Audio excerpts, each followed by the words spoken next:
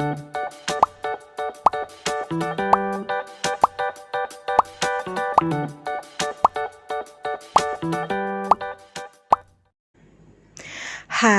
Assalamualaikum. Selamat datang di Nawasena Channel.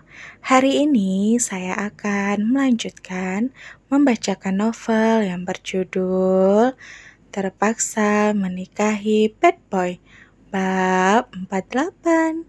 Jangan lupa di like, komen, dan subscribe ya. Selamat menikmati. Shanum mengagumi setiap apa yang ada pada Zahran. Tak munafik kalau Shanum juga takjub dengan kekayaan Zahran. Ia benar-benar tak menyangka kalau laki berandalan itu adalah calon pemimpin di kantor besar itu. Shanum membunuh rasa bosan dengan berkeliling melihat-lihat setiap sudut ruangan kerja Tuan General Manager. Sementara Zahran cepat-cepat menyelesaikan esai yang diberikan oleh Teja agar dia bisa menghabiskan sisa waktu dengan sedikit bermain-main. Keren banget! Startup milik papa kamu ini berpredikat sebagai unicorn dari pemerintah. Luar biasa, puji Shanum yang baru mengetahui lebih jauh kalau perusahaan itu adalah salah satu yang berkembang pesat pada dekade ini. Dia memang hebat, tapi tak pandai menjaga keluarganya sendiri. Saud Zahran dengan nada sindiran.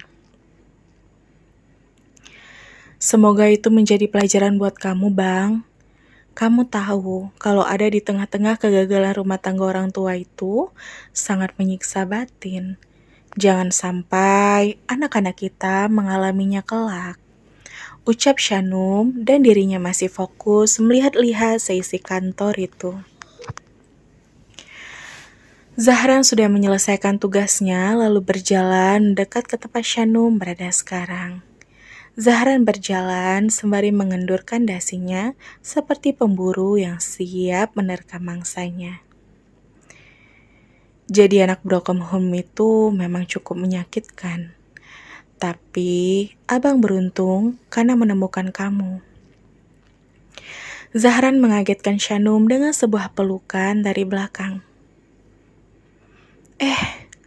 Ngagetin aja deh. Protesnya dan spontan ia membalik badan sehingga mereka berhadapan. Zahran memenjara perempuannya di antara dinding dan tubuhnya yang jangkung. Zahran dalam mode horn memang tak ada obat. Tugasku selesai. Tok, tok, tok. Belum juga Zahran berhasil meraih bibir beraroma stroberi yang menggoda itu, seseorang malah mengganggu mengetuk pintunya. Ada yang datang, ingatkan Shanum, lalu menahan dada yang kian menekannya itu. Iya, abang tahu, jawab Zahran kesal. Dia pun pergi ke arah pintu untuk mencari tahu siapa yang mengganggu momennya itu. Padahal Zahran sudah membayangkan kalau sedikit permainan di kantor mungkin akan mengasyikkan, menambah pengalaman baru untuk memupuk keintiman di antara keduanya. Yang datang Teja, disambut dengan wajah sebal oleh Zahran. Maaf mengganggu Zah, karena Pak Ilham masih ada pembicaraan dengan Nyonya Irene. Dia menyerahkan meeting hari ini pada saya. Dia meminta saya untuk mengajak kamu ikut dalam rapat siang ini. Kata Teja langsung mengemukakan tujuan kedatangannya. Pergilah, aku akan tetap menunggu di sini, seru Shanum menyemangati. Semangat Zahran sudah padam karena dia tak mencapai tujuannya. Zahran terpaksa mengikuti ajakan Teja demi untuk bisa menguatkan posisinya. Dengan begitu, bisa benar-benar mengusir Mona dari jabatannya saat ini. Jangan kemana-mana ya, ujar Zahran pada Shanum sebelum ia pergi. Iya, aku akan menunggu dengan setia di sini, jawab Shanum. Zahran pergi dengan kesal. Harusnya ada sesuatu yang terjadi di ruang kantornya. Minimal sesi saling bertukar cumbuan. Tapi sepertinya Ilham sedang berbincang serius dengan mantan istrinya, sehingga agenda rapat ia serahkan pada asistennya. Nyonya Diana dan Tuan Arser menyayangkan keputusan Zah yang memutuskan Mel secara sepihak. Mereka bilang Mel nyaris mogok kuliah. Mel menginginkan Zahran kembali. Tutur Ilham, entah kenapa malah jadi membahas soal Melisa dengan Irena. Kenapa? Tiba-tiba kamu jadi membahas soal urusan pribadi Zah. Tolong, jangan buat dia semakin membencimu. Kalau aku sih, aku akan biarkan Zahran memilih sendiri. Lagi pula, kedatanganku ke sini adalah untuk berpamitan. Aku nggak ada waktu buat membahas ini.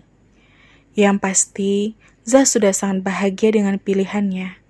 Tidakkah kamu melihat hal itu? Protes Irena. Irena tak suka Ilham mencampuri urusan pribadi Zahran. Tapi kamu itu ibunya. Urusan ini jadi sangat penting karena erat kaitannya dengan bisnisku. Saranku sebaiknya kamu abaikan perkataan Tuan Arsen dan segera siapkan pesta untuk peresmian pernikahan Zah dan Shanum. Kamu benar-benar tak bisa diajak berdiskusi. Ternyata benar kalau komunikasi kita sangat buruk. Ilham mendengus kesal, lalu menyandarkan dirinya di kursi kebesarannya itu. Kalau pernikahan mereka sudah resmi, aku akan pulang dan kita akan berdiskusi lagi soal masa depan pernikahan mereka.